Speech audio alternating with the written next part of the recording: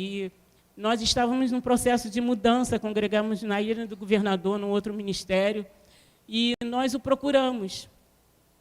E eu quero ser grata ao Senhor por princípios, que princípios de Deus são inegociáveis, mas quanto ao homem, são relevantes. Tem que pensar um pouco.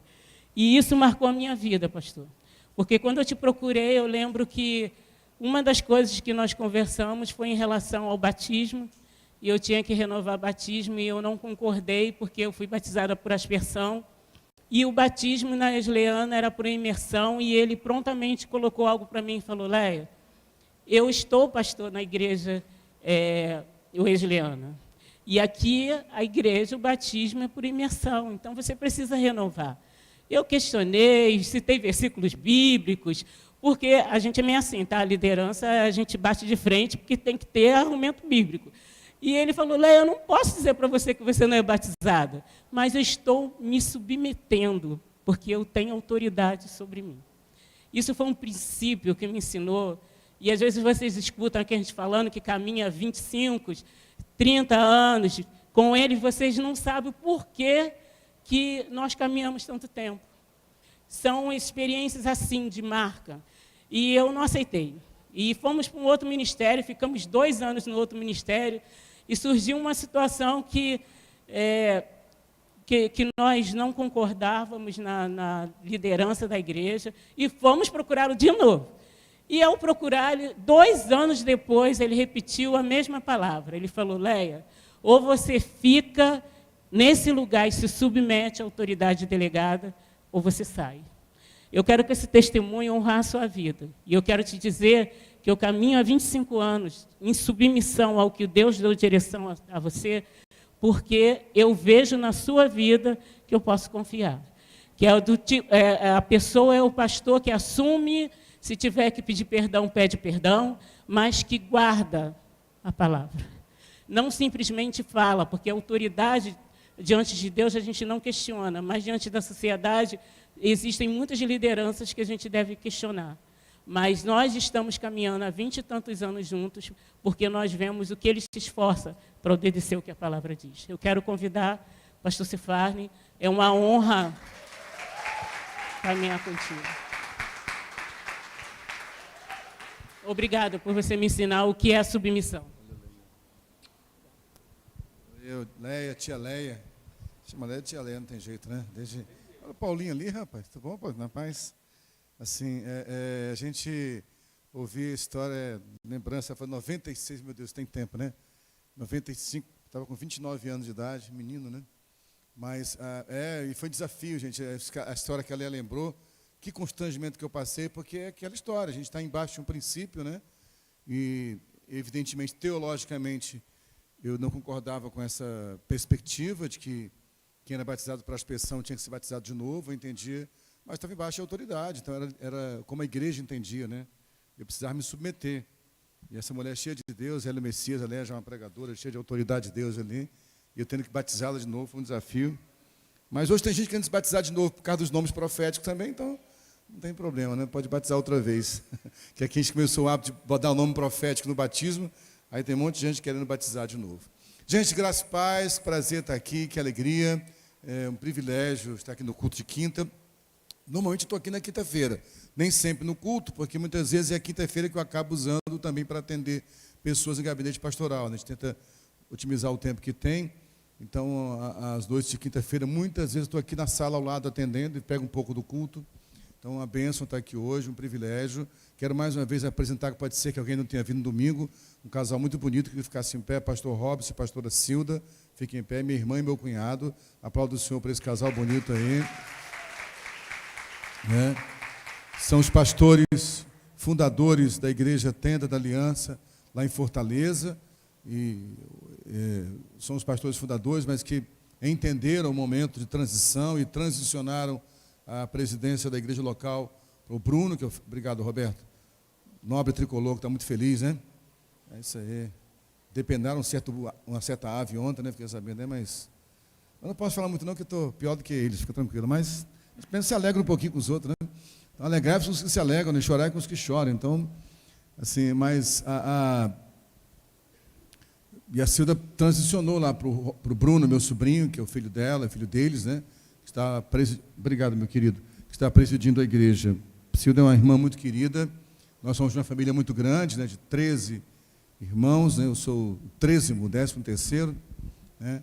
E Cilda, das meninas, é a mais nova também, né? São 3 irmãs, né? A Neide, que já está com o Senhor, e a Francisca, que a gente chama de Tica, que é a mais velha, e das meninas, a Cilda é a mais nova. A gente tem um chamego todo especial, nós dois, é um carinho, uma irmã muito querida, né? Prazer ter ela esses dias aqui em casa, e até a semana que vem estar com a gente, é um privilégio. O Robson é um cunhado muito querido. O Robson sofreu muito comigo, falando de coisas antigas, né? Só para contar uma história rapidinho. Quando o Robson começou a namorar a Cilda, eu tinha, acho, uns 14 anos na época, 14 para 15 anos, e eu era novo convertido, né? E o Robson era criado na igreja, mais experiente. Aí eles iam morar lá em casa, no apartamento que morava lá em Padre Miguel, tinha lá uma varandinha, e minha mãe vai lá perguntar as coisas ao Robson. Aí eu lá, Robson, estou com uma dúvida aqui na Bíblia. O Robson, garoto chato, né? Mas era a chance de cortar o barato dos dois, né? Assim, foi assim que a gente atravancou e evitar que os irmãos pecassem, né? Tem ela toda lá na varanda, tinha uma varandinha no apartamento que era perigoso, que lá no cantinho, ninguém tinha visão do que acontecia lá. Eu tinha. Isso aí, foi o freio na vida de vocês. Então, são irmãos muito queridos, né, gente? Deus deu a direção ao pastor Cláudio, ao Ministério de Intercessão e Batalha Espiritual, né, para, nesse mês de março, trabalhar essa série de mensagens sobre avivamento. E coube a minha responsabilidade de compartilhar uma palavra sobre avivamento na família.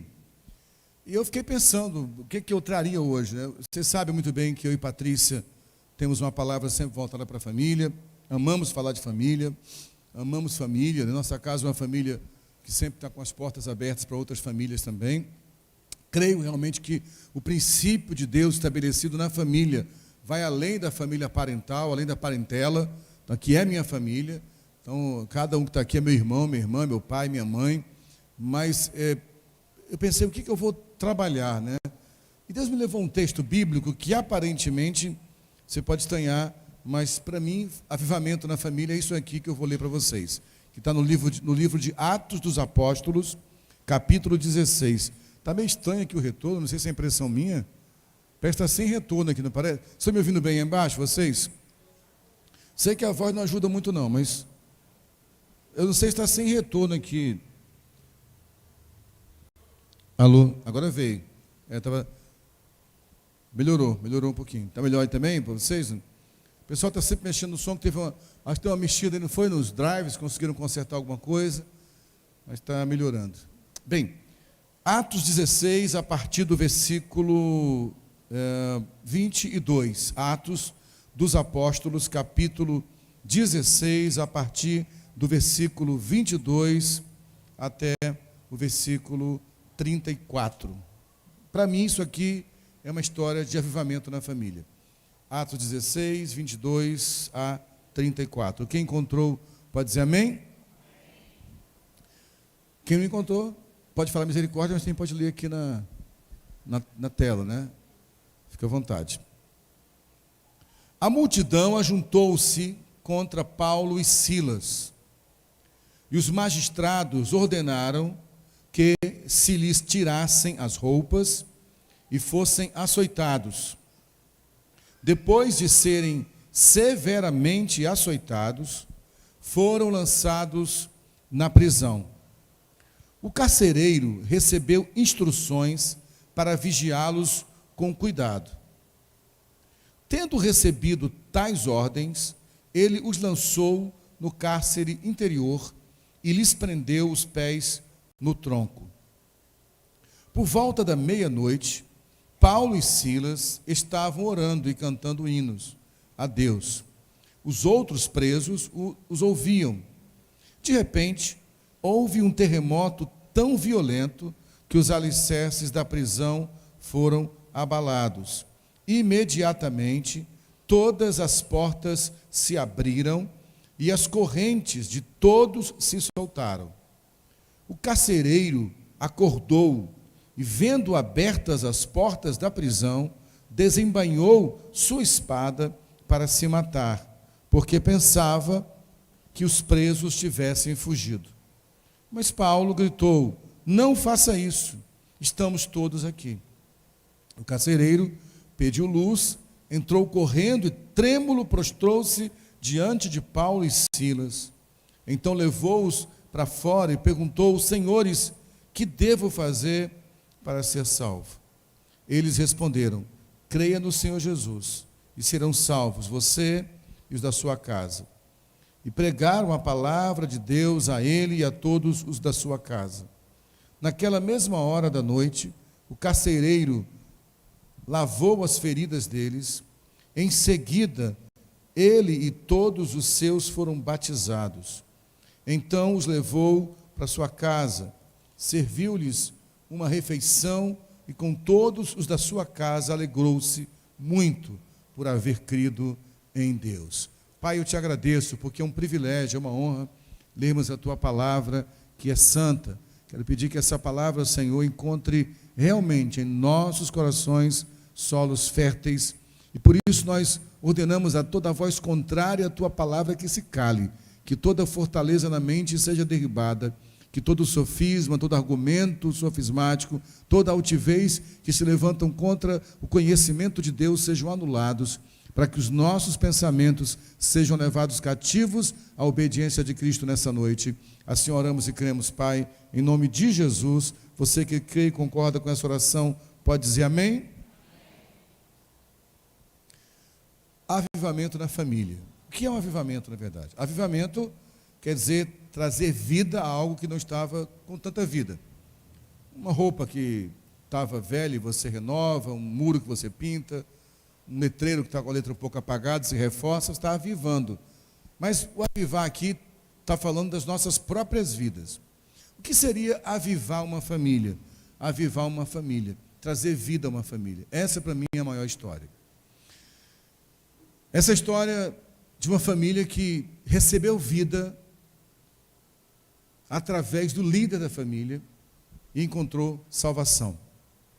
Essa história começa, como lemos aqui, quando Paulo e Silas estão pregando ali em Filipos, essa região grega. Eles estão pregando, e todos conhecem essa história.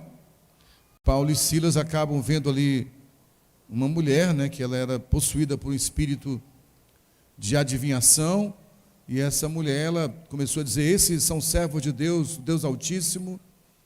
E Paulo, percebendo que aquele espírito maligno, repreende aquele demônio. Aquela menina é liberta, porém aquela menina, ela trazia lucro para os seus senhores.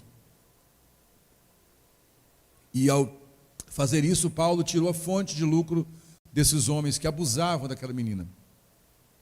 Então eles ficam revoltados, denunciam Paulo e criam um grande tumulto.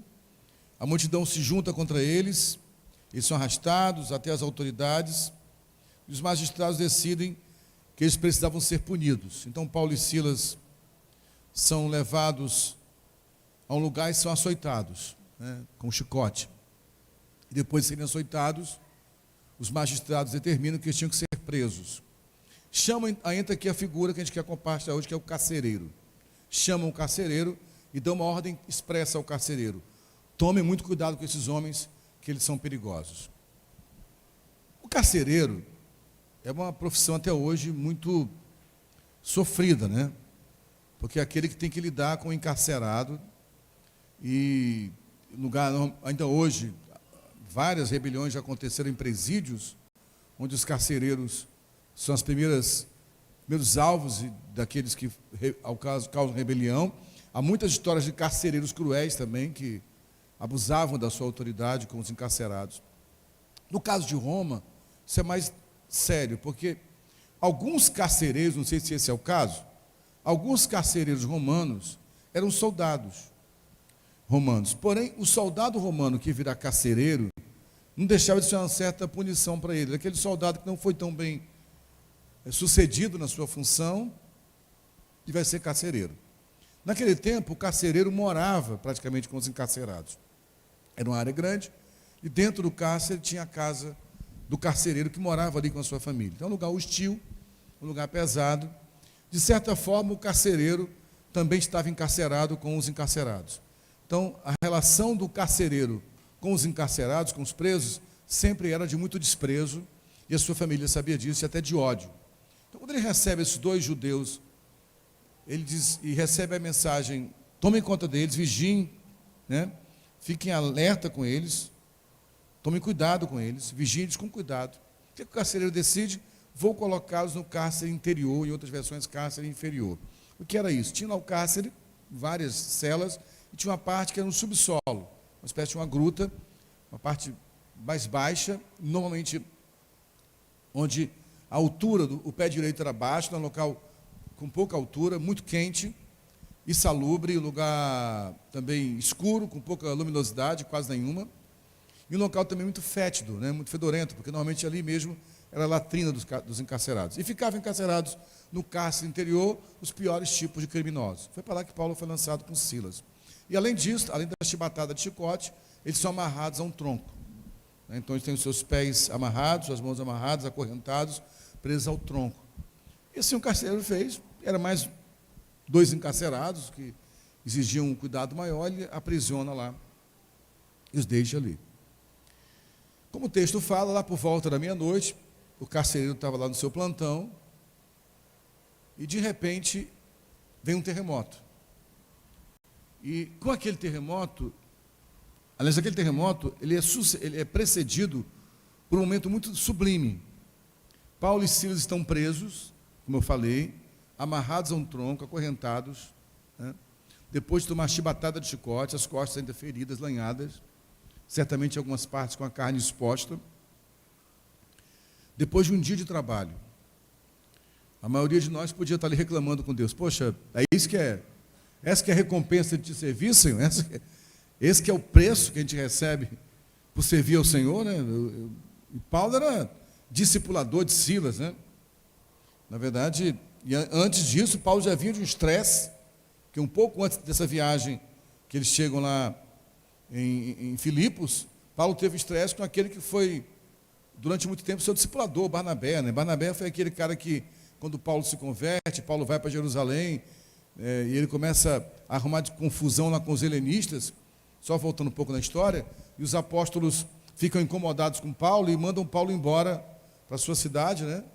Para Tarso, e Paulo fica esquecido lá, de acordo com a carta aos Gálatas, ele ficou 13 anos lá esquecido, ou 14 anos, mas quando Barnabé assume a igreja de Antioquia, Barnabé lembra de Paulo, porque lá atrás, quando Paulo chegou a Jerusalém, e ninguém queria aceitar Paulo em casa, ele era um perseguidor, né? E a igreja se reunia em casa, nos lares. Então como é que alguém vai receber na sua casa um cara que era um perseguidor, que matava cristãos, e agora diz que se converteu? Não, então todo mundo ficou com medo. Mas Barnabé foi aquele cara que ouviu Paulo, ouviu a história dele, confiou, teve paz no espírito. Barnabé era o apelido desse homem, que era chamado José, na verdade, né? Era chamado pelos apóstolos de Barnabé, filho da consolação, ou filho do Espírito Santo, para ser mais exato. Esse cara conciliador, consolidador, que era Barnabé, ouviu Paulo e convenceu os irmãos a receberem Paulo em casa, assim ele foi. Porém, Paulo começou, como disse, a arrumar problema com algumas pessoas. Então os apóstolos disseram, manda esse cara embora que é melhor. Ele foi enviado então assim para Tarso. Depois de 14 anos, quando Barnabé assume a igreja de Antioquia, que estava vivendo um grande avivamento, Barnabé vai em busca de Paulo lá em Tarso. Ele vai procurar Paulo até encontrar. Ele leva Paulo com ele para Antioquia. Durante um ano, eles ministram juntos ali. Depois de um ano de servindo ao Senhor naquele lugar, o Espírito Santo revela aos profetas de Antioquia que era o tempo de separar Paulo e cumprir aquilo que Jesus havia dito a ele lá atrás, quando ele se converteu, de que ele seria apóstolo para os gentios, para os não-judeus. E assim Barnabé acompanha Paulo na primeira viagem missionária. E eles vão fazer um trabalho bonito juntos. Mas há um momento onde Barnabé leva o seu sobrinho, né, João Marcos, o mesmo que escreveu o Evangelho de Marcos, para ir junto com eles. E em um momento específico, há um desgaste entre Barnabé e Paulo, porque João Marcos queria ir para um lugar e Paulo queria ir para outro. Esse desgaste gerou uma ruptura entre Paulo e Barnabé. Então Barnabé e João Marcos vão para um lado e Paulo vai para outro lugar e leva com ele Silas. Então Paulo já é um pouco desgastado dessa ruptura com seu amigo Barnabé. Chega nessa cidade, prega, liberta uma pessoa. Antes ele tem a conversão de Lídia, que é uma importante referência para a igreja do primeiro século. E depois ele liberta essa moça e a recompensa disso tudo é estar preso, acorrentado depois de chibatada de chicote. Então Paulo podia falar para Silas, cara, isso aqui é uma furada. Se é isso que você quer mesmo, tem certeza?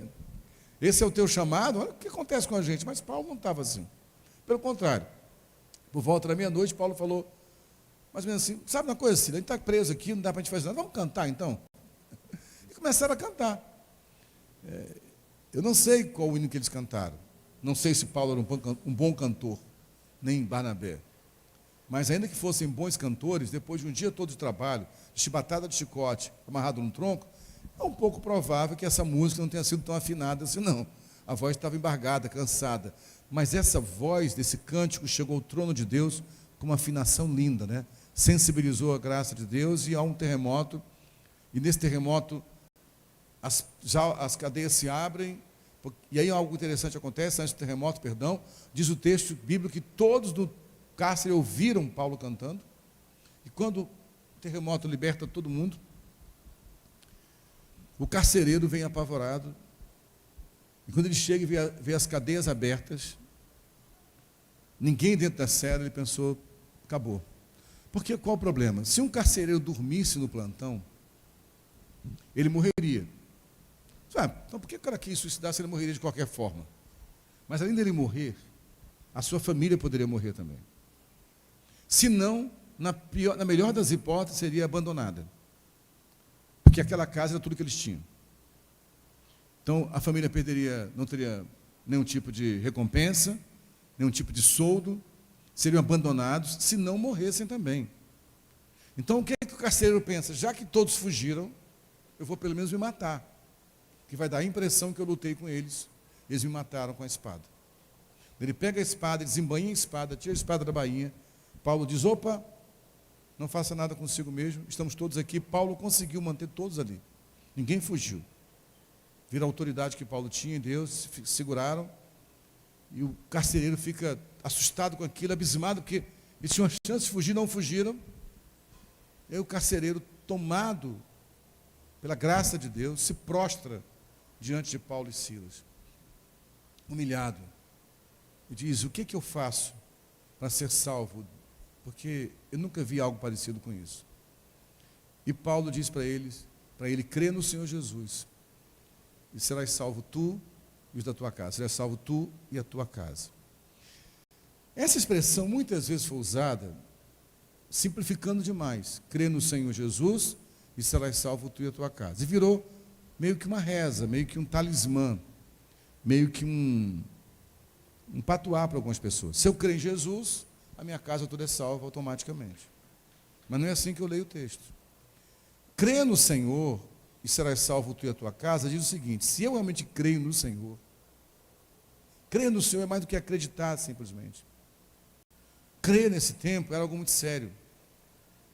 Quando Paulo diz assim, aquele que no coração crê e com os lábios confessa, será salvo, é porque dizer eu creio em Jesus hoje é tranquilo, mas nessa época não. Já começava o rumor da perseguição contra a igreja, entre os romanos aqui, na segunda metade do primeiro século. Porque, qual era a máxima, uma das frases simbólicas dos cristãos no primeiro século? Jesus Cristo é o Senhor.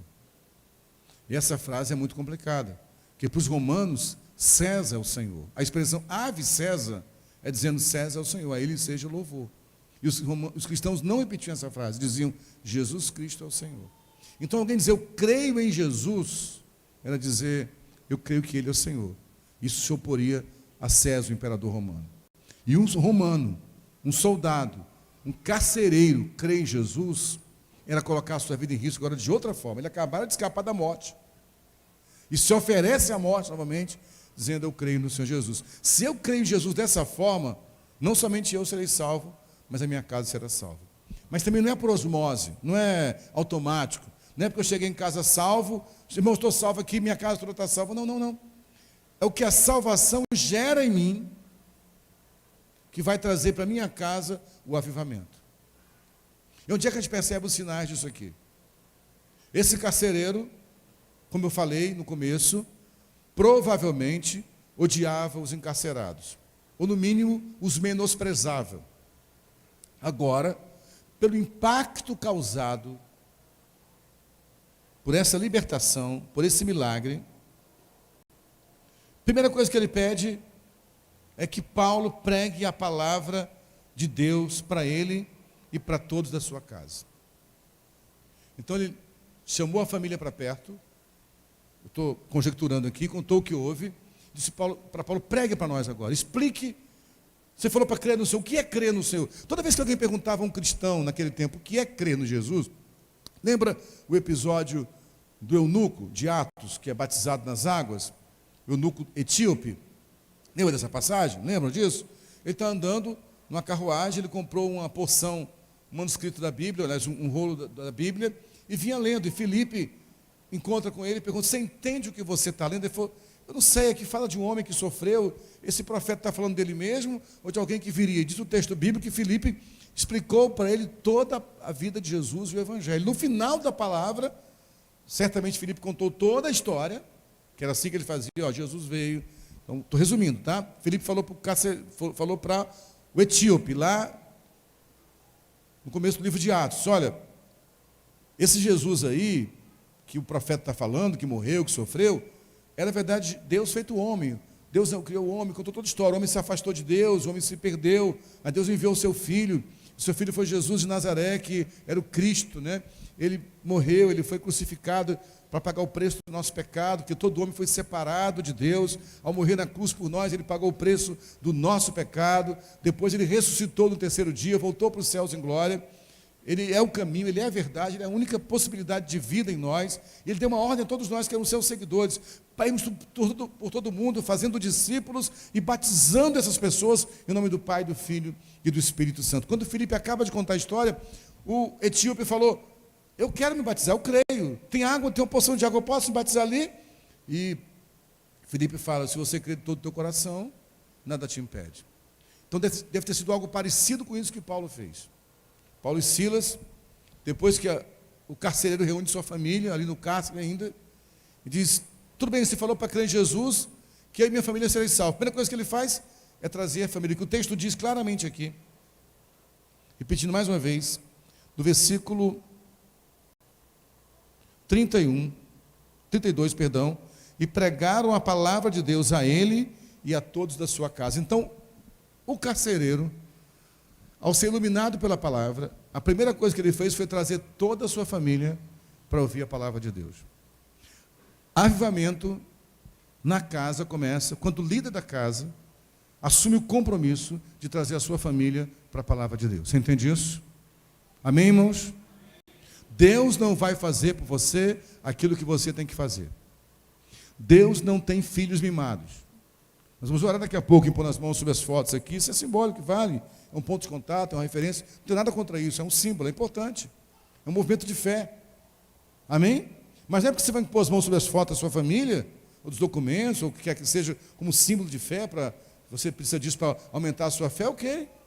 Porém, não é orar pela sua família que um anjo vai se materializar na sua casa para ser pai dos seus filhos e pregar para eles.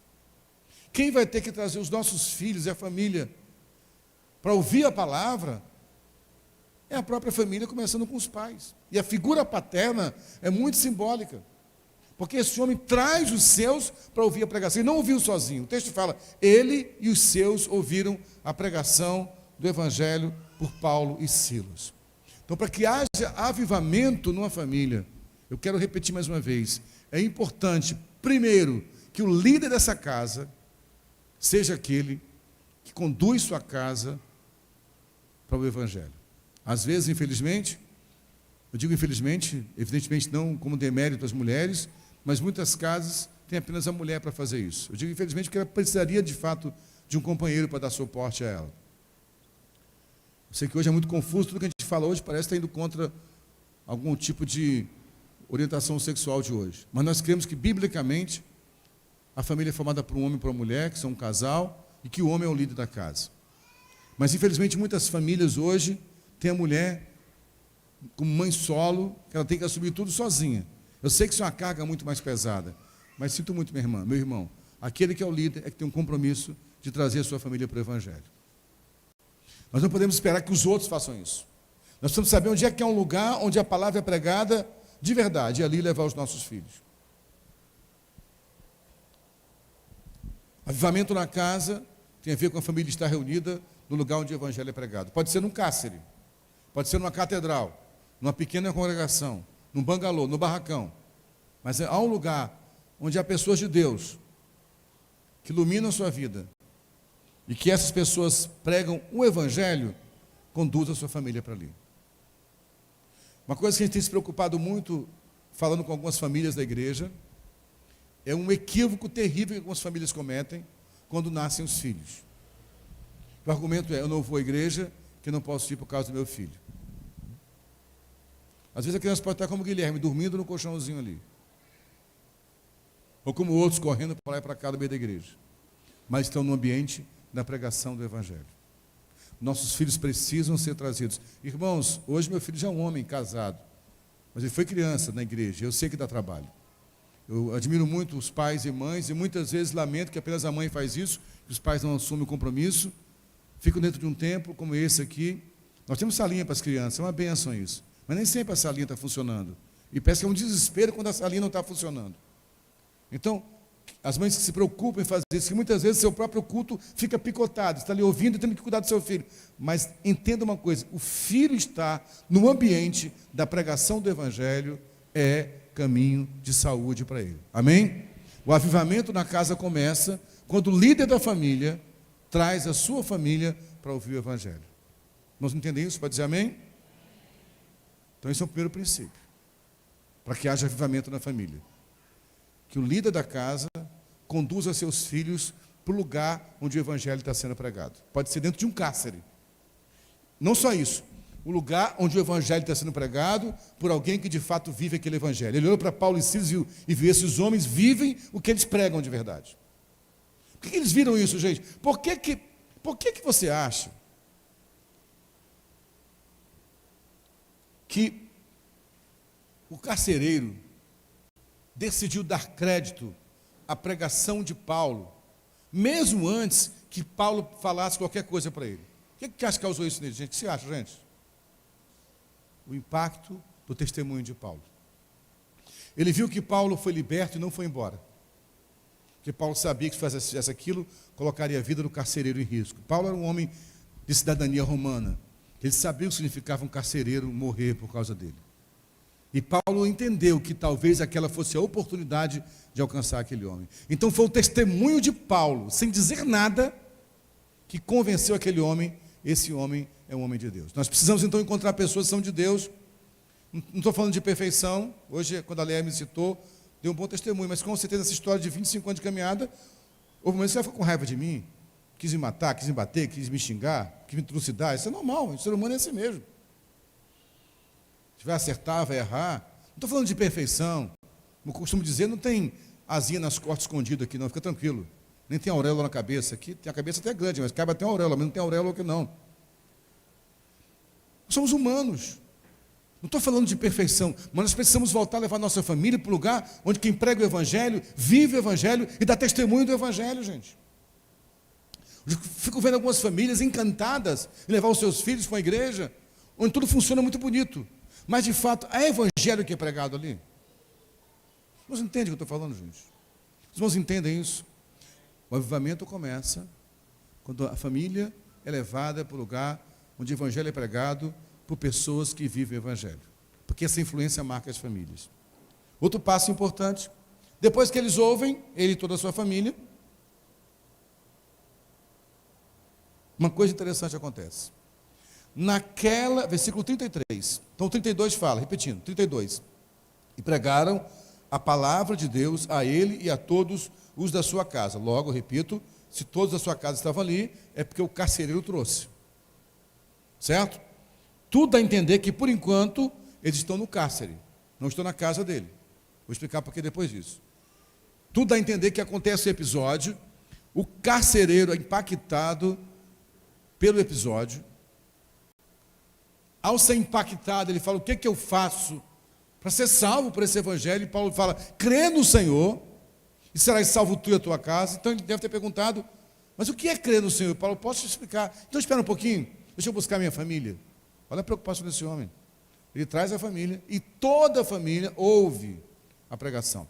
Agora no versículo 33 diz: naquela mesma hora da noite. Ou seja, ao acabar de ouvir a palavra, na mesma hora, o que ele fez? O carcereiro lavou as feridas deles. Meus irmãos, só há avivamento na casa quando a casa experimenta conversão autêntica. Não é o que a gente ouve, é o que a gente faz com o que a gente ouve. Sabe o que eu fico pensando?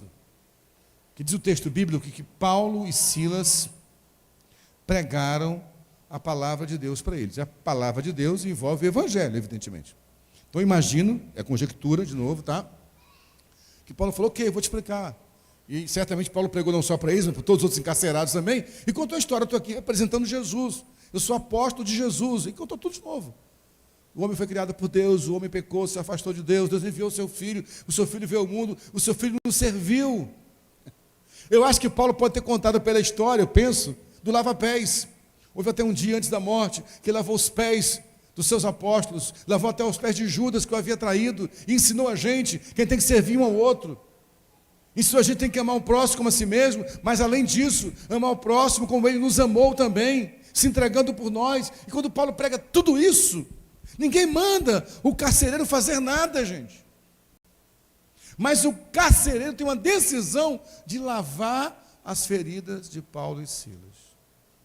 O maior sinal de que o evangelho vai avivar uma casa não é se o líder daquela casa prega bonito, fala em línguas, profetiza ou cura as pessoas, mas se ao ser tocado pelo evangelho, ele entende a principal mensagem do evangelho, que é amar o próximo.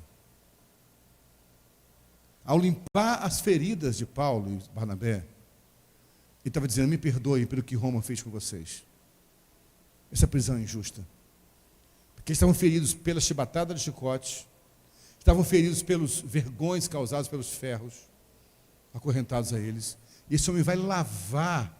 Irmãos, essa mensagem, essa atitude do carcereiro é maravilhosa. Os filhos estão vendo aquilo. Os filhos estão vendo o carcereiro limpar. Qual avivamento a gente espera na nossa casa? De impacto sobrenatural, de um culto maravilhoso? Ou de filhos que olham para um pai e falam, meu pai parece com Jesus na minha casa? Eu conheci uma vez, tive a honra de pregar num evento, onde pregou também o Dr. Russell Shedd, que já passou para o Senhor. E eu tive o privilégio de pregar, o desafio, aliás, de pregar depois dele, foi muito difícil, né? Mas no intervalo da pregação, a filha dele estava lá, com o pastor Sidaco, lá na Batista do Barra do Imbuí, em Teresópolis. E o Sidaco falou, cara, acabei de perguntar à filha do Dr. Russell Shedd como é que é ser filha dele. Ela falou assim, olha, eu acredito que meu pai peca, que todos são pecadores, mas eu não consigo ver nenhum pecado nele. Isso é uma filha falando de um pai. O que os nossos filhos veem em nós? Nas nossas atitudes? Nós somos aqueles que causam feridas ou que limpam feridas? Quando os filhos e a mulher veem aquele homem carcereiro limpando as feridas dos encarcerados, aquela foi a maior pregação que a família podia ouvir. Se nós queremos avivamento na nossa casa, precisamos, repito, levar os nossos filhos, nossa família, para ouvir o evangelho, de pessoas que realmente vivem o evangelho, e ao ouvir esse evangelho, materializar o ensino que recebemos. E depois disso, diz o texto, ele e toda a sua casa se batizaram. E só depois disso, no versículo 34, então os levou para casa. Aí sim. Então tudo aconteceu ali no cárcere. E do lado externo tem uma casa. Leva Paulo e Silas para casa e serviu-lhes uma refeição, e com todos da sua casa alegrou-se muito por haver crido em Deus. Todo aquele que realmente é tocado pelo evangelho sabe que a sua casa é um lugar de acolhimento. Irmãos, eu não consigo crer que alguém de fato diz que conhece Jesus se a sua casa não é uma casa acolhedora, não é hospitaleira. Me perdoe se eu estou sendo duro com você, que não, pastor, é meu jeito de ser, eu fui criado assim, minha cultura lá em casa, ninguém entra na minha casa. Irmão, essa cultura que os Pereira, os Silva, os Teixeira, os Vale, os, sei lá, os Carvalhos te ensinaram. Os Cristos, que são os filhos de Cristo, têm outra cultura. Eles acolhem na sua casa aqueles que o mundo rejeitou. Acolhem na sua vida. E repartem um pão. Irmãos, já falei várias vezes, nós não comemos só por sobrevivência. Nós comemos porque a mesa é lugar da comunhão, da partilha. Toda pessoa estocada pelo Evangelho reparte o pão da sua casa com alegria. Irmãos, ele literalmente pôs a mesa para os encarcerados. Então, você quer levar avivamento para a sua casa? Ore para a sua família, ok? Vamos estender as mãos, vamos orar. Saia daqui cheio do Espírito Santo, saia profetizando. Glória a Deus. Ah, meus irmãos, mas a minha vida, vivendo esse Evangelho desde meus 11 anos de idade, já são 45 anos caminhando, servindo o Senhor. Eu já vi muita gente que no púlpito é uma maravilha, mas em casa não há avivamento nenhum. Em casa há de fato maldição e inferno. Então, como eu sempre costumo dizer, talvez algumas pessoas aqui nunca subam num púlpito para pregar. Talvez nunca façam missões, nunca vão... Mas, por favor, que os seus filhos olhem para você e digam, ali está um homem de Deus, ali está uma mulher de Deus. Não pelo que eu digo, mas porque ao ser tocado pela pregação do Evangelho, eu respondo a isso na prática. Primeiro, no caso do carcereiro, lavar os pés lavar as feridas dos encarcerados, era o maior testemunho, a maior pregação, a mais eloquente pregação que ele poderia pregar para sua esposa e seus filhos. Então, que você, hoje está me ouvindo essa palavra aqui ou pela internet, talvez você precise lavar as feridas de quem mais te machucou. Quero lembrar você, repito, que o carcereiro se sentia encarcerado com os encarcerados. Talvez aquilo que te encarcerou muito tempo, aquilo que é o motivo da tua ferida, você precisa limpar as feridas dessa pessoa. E ao fazer isso, ouça uma coisa, seus filhos estão vendo. Talvez você precise colocar a mesa e servir, que não significava nada para você anteriormente. Isso vai trazer para a sua casa, como o texto diz, a alegria, que o texto é bem claro, né? Para fechar de fato agora aqui, para nós orarmos, no versículo 34. Se viu a refeição com todos de sua casa e alegrou-se muito por haver crido em Deus. Essa alegria do Espírito Santo vem para as casas, quando a liderança da família conduz a família para o Evangelho, para ouvir o Evangelho de pessoas que vivem o Evangelho. Quando essa liderança da família, que são os pais, não vivem só de ouvir pregações, mas ao serem impactados pela palavra, tornam isso em prática automaticamente, na mesma hora. Já mudam o curso, já mudam o rumo. Às vezes, nós estamos com um culto online, né?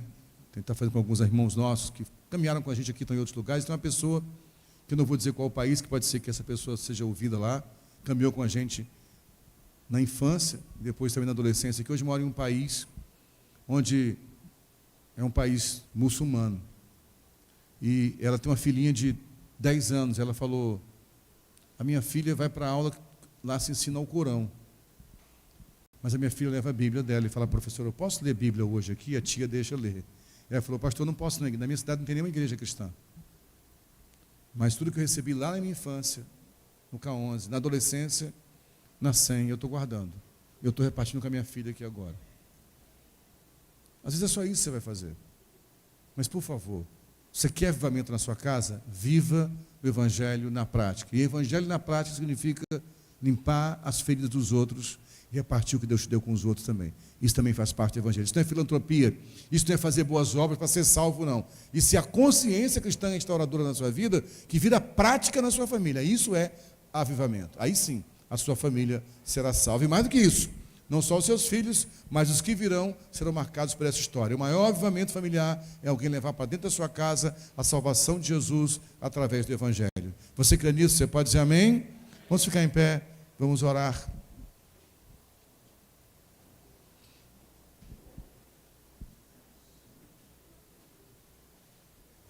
Vou deixar esse momento da intercessão com o MIB, tá? Viu, pastor Cláudio? Vou deixar o momento da intercessão com o próprio MIB. Mas queria orar nesse momento.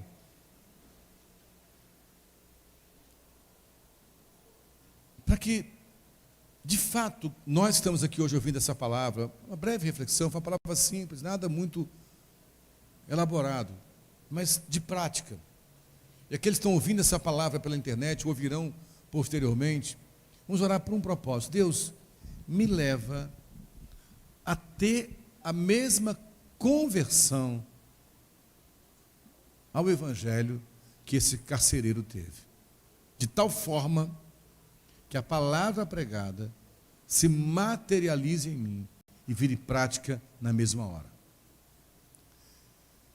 Depois vamos orar. Deus, me leva a limpar feridas de quem eu desprezava antes, para que a minha família veja a prática do Evangelho. E, finalmente, que a minha casa seja uma casa onde a mesa é repartida com estranhos. Não somente a comida, mas a vida, a bênção e o cuidado. Você pode dizer amém? Vamos orar dessa forma. Pai, eu quero orar por todas as famílias representadas aqui nessa noite.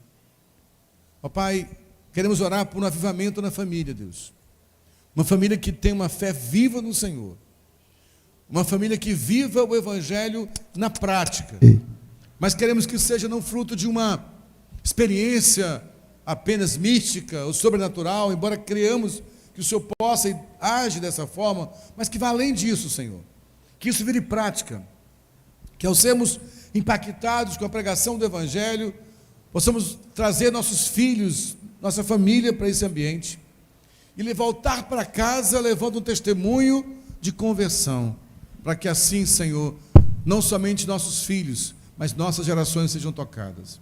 Para isso eu oro, Pai, para que todos nós possamos materializar esse Evangelho na prática, Senhor. Nos ajuda a praticar esse Evangelho.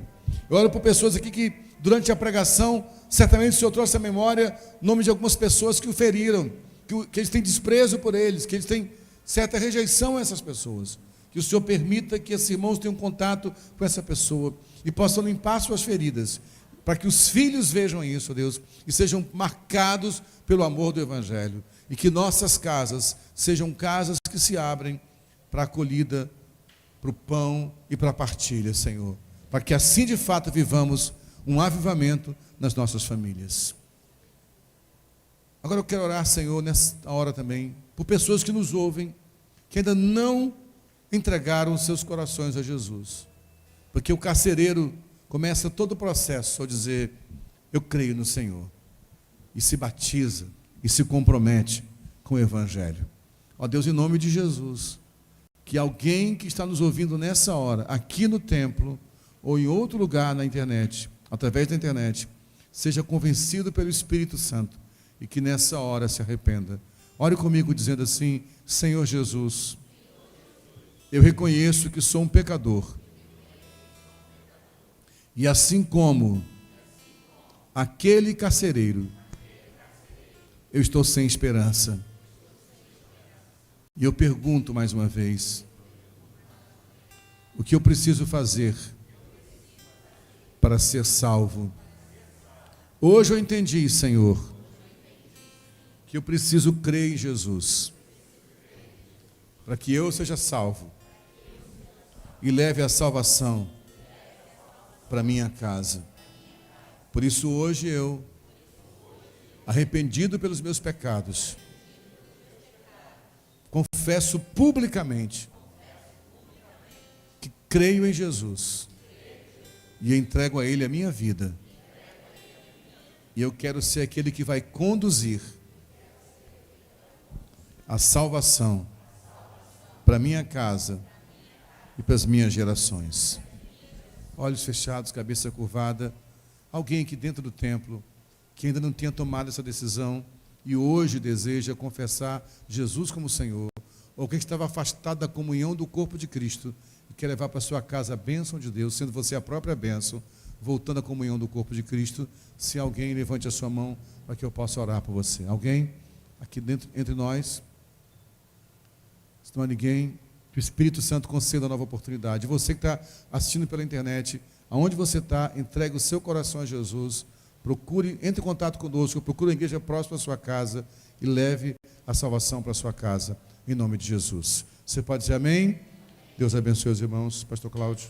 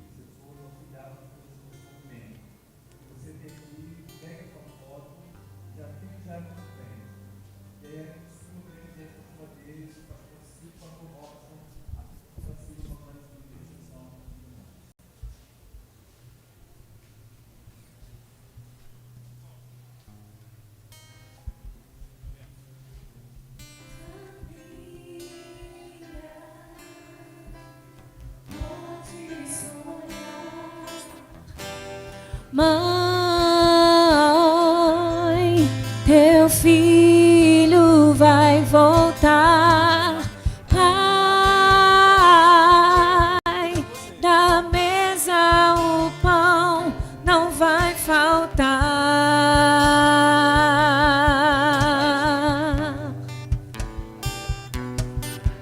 Promessas se cumprirão, bênçãos te seguirão, e o que passou. Quem colocou o nome na folha pode pegar também. O novo de Deus chegou. O novo de Deus chegou.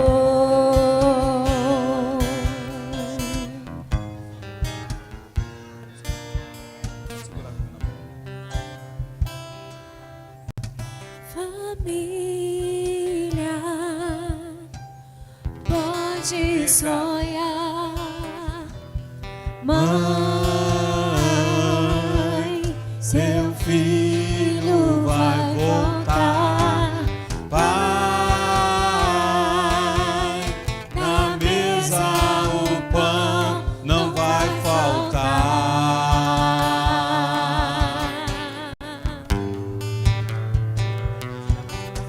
Promessas se cumprirão. Isso, puxa pra frente um pouco mais. Bênçãos te Seguirão, e o que passou, passou. O novo de Deus chegou. Amém. Vamos orar nesse momento, queridos. Pastor Robson.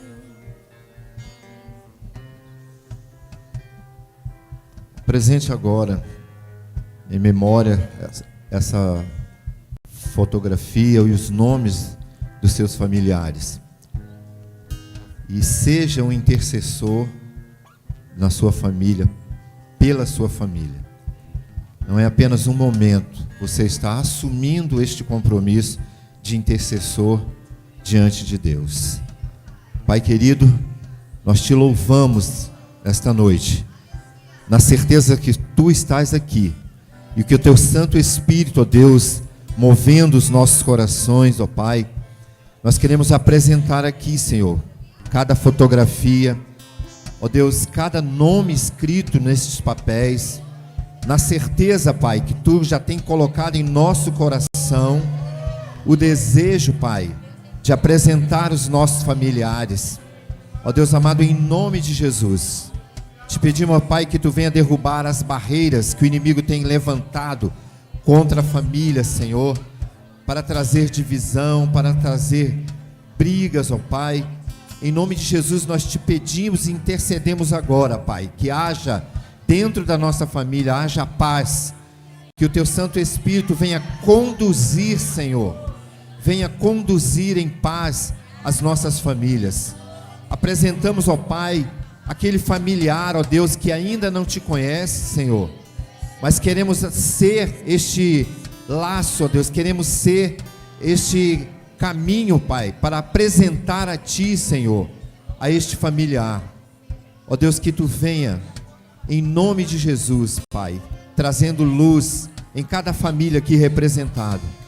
Em nome de Jesus, Pai, que Tu possas assim, ó Deus amado, trazer, ó Pai, a paz que a Tua palavra diz que nós teríamos, porque Tu vieste trazer paz, e nós queremos paz em nossas famílias. Nós queremos, ó Deus, saúde, nós queremos prosperidade, Senhor. Nós queremos, ó Pai, que as nossas famílias cheguem aos Teus pés, para que tu seja adorado, porque tu merece toda a honra e toda a glória.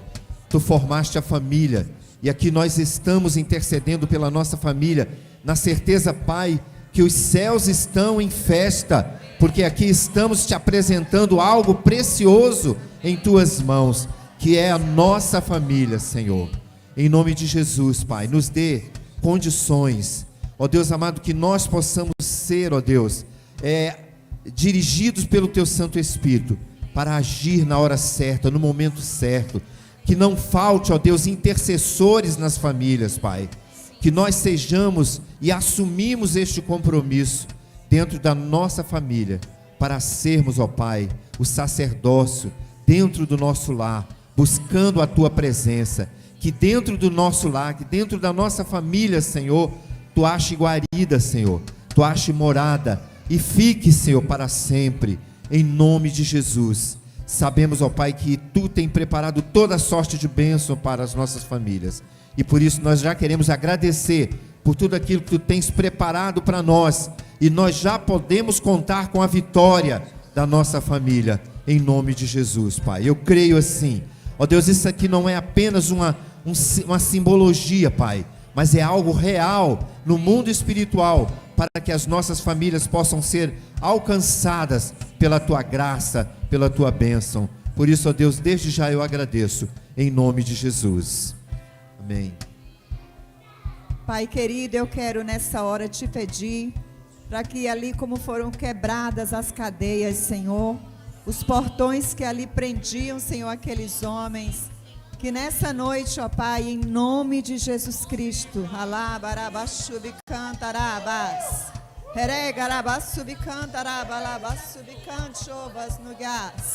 Senhor, quebra agora os ferrolhos de canto e derevas, chubicanto e derevas no garabas. Deus, quebra, Senhor, todas as cadeias que aprisionam, Senhor, os familiares dos Teus filhos que estão aqui sendo representados nessa noite, ó Pai. Em nome de Jesus, nós Te clamamos, Paizinho. Tira, Senhor, os filhos dos Teus filhos do mundo das drogas, da prostituição, Senhor, da feitiçaria. Deus, em nome de Jesus, quebra todas as prisões, ó Pai. Em nome de Jesus, meu Pai. Que essas vidas possam saltar, Senhor, com vida, com alegria, Pai. Araba, subcanta, araba.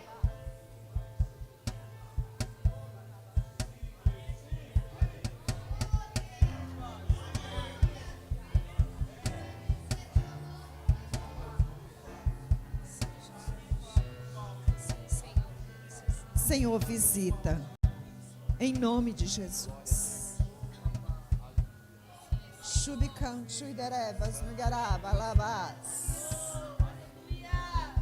Senhor, que haja ordem agora, Senhor, para que Satanás bata de retirada, Deus, da casa dos Teus filhos, ó Pai. Toda armadilha, toda arapuca de Satanás, nós destruímos agora, em nome de Jesus. Arabaxubicanto e derevas no galabas. Todo espírito de rebeldia da casa dos Teus filhos, nós desfazemos agora. Nós destronamos Satanás da casa dos filhos dos Teus, decanto e derevas no gás. Senhor, vai, decanto e derevas no gás. Senhor, nós cremos no Deus Todo-Poderoso, no Deus que é, que era e que há de vir. Senhor, em nome de Jesus Cristo, os Teus filhos estão aqui à frente, Senhor, porque creem no Teu poder. Senhor, porque creem que o Senhor é o mesmo Deus que foi ali, Senhor, enviou aquele terremoto, é o mesmo que hoje, Senhor, pode quebrar todas as cadeias. Pai, nós cremos no Teu poder, nós cremos uma palavra Tua, Senhor, é o suficiente para libertar, Senhor, para destronar, Senhor. Em nome de Jesus, nós queremos Te pedir, Senhor, por cada participante, Senhor, que aqui está, das suas famílias, Deus, que o Senhor guarde cada uma dessas pessoas que aqui estão, Senhor. Que o Senhor venha cobrir com o Teu manto de poder nessa hora, Pai. Que passe sobre a vida dos teus filhos agora a unção do teu Espírito, Senhor. Que possam ter autoridade, Senhor. Que os teus filhos que aqui estão, Senhor, possam ter vida contigo, uma vida de consagração, para estar dentro do seu lar te representando, Pai. Se há, Senhor, aqui em nosso meio, alguém que ainda está com o espírito do engano, que nessa noite, ó Pai, possa ser liberto, Senhor, pelo poder da Tua palavra. Deus, o que foi pregado nessa noite aqui, que nós sejamos luz, Senhor, dentro da nossa casa. Que nós, como pais, como filhos, ó Pai, que possamos ser o melhor exemplo, ó Deus, para aqueles que ainda não Te conhecem. Pai, abre portas, Senhor, nessa noite. Senhor, abre portas de emprego. Abre portas de facilidade, Senhor. Abre, Senhor, as janelas dos céus sobre esta igreja nessa noite, ó Pai. E derrama chuvas de bênção, Senhor. Que o Teu Espírito, Senhor, venha se comunicar a cada espírito nessa noite. Assim é a minha oração, Pai, em nome de Jesus. Pai, em nome de Jesus, nós queremos confirmar, Senhor, toda revelação, toda palavra liberada dos céus sobre cada família aqui representada, Senhor. Que os Teus filhos, ó Deus, se sintam fortalecidos no Senhor, para continuar, Senhor, nessa caminhada, entregando, Senhor, porque creem a sua casa, a sua família, Senhor, os seus filhos. Pai, em nome de Jesus, que o diabo não roube a promessa que cada família, Senhor, que está aqui nessa noite tem da parte do Senhor. Que eles sejam fortalecidos na graça e na revelação do Senhor para a vida deles, Pai. Deus, em nome de Jesus, que a fé seja acrescida, Senhor, e que o Teu nome seja cada vez mais glorificado. Assim, Senhor, nós oramos e entregamos em Tuas mãos, Pai, em nome de Jesus. Amém? Você pode aplaudir ao Senhor? Aplauda ao Senhor, meu irmão. Deus tem promessa para as nossas famílias. Faça com que a palavra do Senhor renove as suas forças. Não desista da sua família. Não desista dos seus filhos. Nós temos sendo bombardeados nesses dias com muitas informações desnecessárias para nós. E às vezes a gente se apega a essas notícias e nós nos esquecemos da notícia dos céus a nosso favor. Por isso que a Bíblia diz que nós devemos pensar nas coisas que são do alto e não se embaraçar nas coisas dessa terra. As nossas notícias vêm do céu e são essas notícias que renovam as nossas forças para não esmorecer. Então, meu irmão, não desista da sua família. O seu filho pode estar passando por um tempo em alguma situação complicada e que ele tire um pouco da sua paciência, mas não desista dos seus filhos. Faça com que ele sinta que ele tem um pai, que ele tem uma mãe. Ou se por acaso, como você ouviu aqui na mensagem, ele só tenha vendo ativamente uma mãe, seja a melhor mãe que você possa ser, mas não desista, porque o diabo quer que a gente desista, que a gente fale, não vai ter mais jeito, eu não consigo, eu não posso. Isso é mentira do inferno. A Bíblia diz que nós podemos todas as coisas, porque existe alguém que nos fortalece, que é o Senhor. Então não desista, renove as suas forças, continue entendendo que é por um tempo que você está passando por essa dificuldade. Mas a Bíblia diz que se for fiel e permanecer fiel, o Senhor é fiel para sustentar a sua casa. Amém? Graças a Deus. Por mais que possa não parecer, a sua família é bênção do Senhor. É ou não é?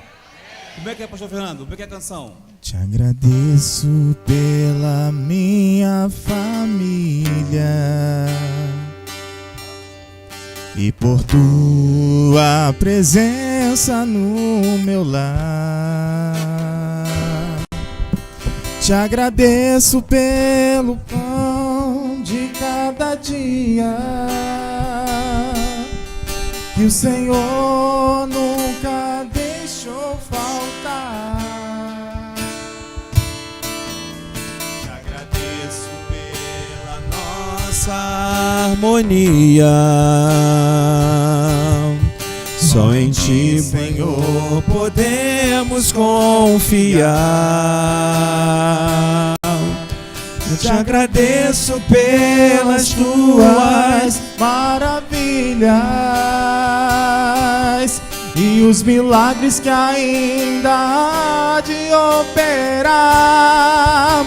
A minha família é bênção do Senhor. Me ensina a tratar minha família com amor. Edifica minha casa para o Teu louvor.